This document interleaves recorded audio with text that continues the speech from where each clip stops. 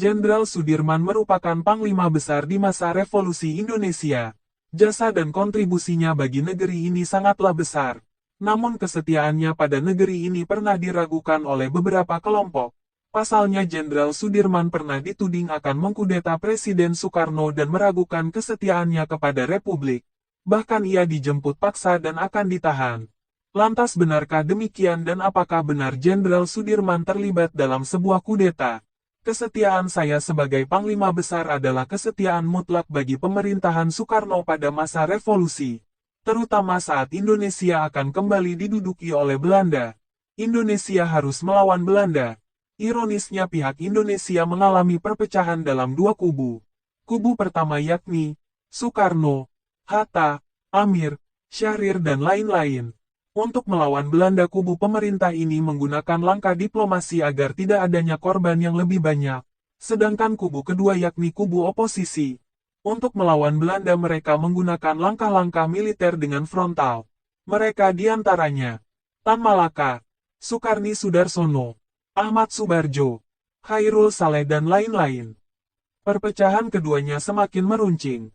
Ketika terjadinya penculikan Sultan Syahrir dan Amir Syarifuddin yang terjadi pada tanggal 2 Juni tahun 1946, penculikan ini didalangi oleh kelompok oposisi. Dan puncaknya kelompok oposisi kembali melakukan gerakan yakni gerakan kudeta.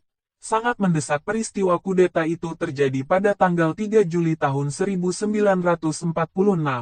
Kala itu satu truk yang berisi belasan orang menyerbu Istana Presiden di Yogyakarta dan menyodorkan 4 lembar maklumat serta ultimatum kepada Presiden Soekarno.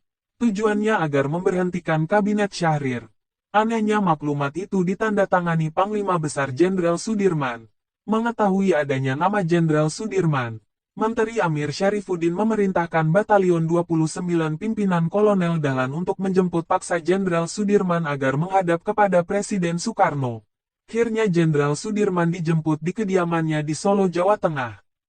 Saat tiba di istana, Jenderal Sudirman diperintahkan langsung oleh Amir dan Syahrir agar memberikan pengakuan sebenarnya mengenai kudeta yang menyeret namanya dari peristiwa rencana besar kudeta tanggal 3 Juli tahun 1946, di mana Tuan Panglima sendiri yang menaikkan maklumat memaksa pemberhentian Kabinet Syahrir.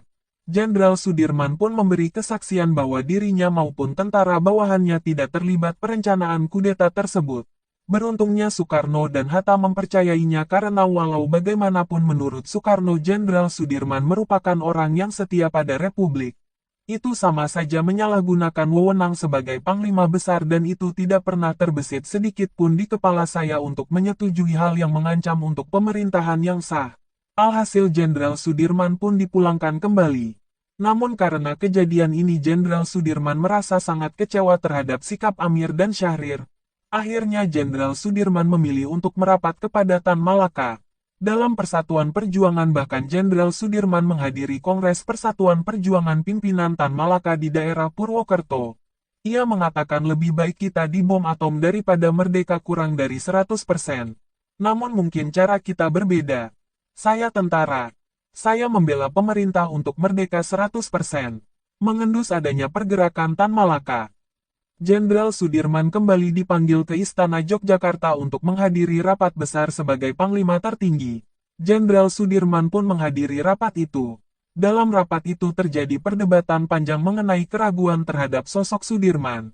Namun setelah Jenderal Sudirman bersaksi tentang kesetiaan dan memberhentikan militer yang terlibat dalam sebuah kudeta tanggal 3 Juli itu, semua orang dalam forum rapat ini akhirnya tidak meragukan kesetiaan sosok Jenderal Sudirman. Alhasil 14 orang yang terlibat kudeta tanggal 3 Juli tahun 1946 kecuali Tan Malaka ditangkap dan ditahan. Dan Jenderal Sudirman kembali beraktivitas seperti biasanya sebagai Panglima tertinggi. Editor Saud Sagala.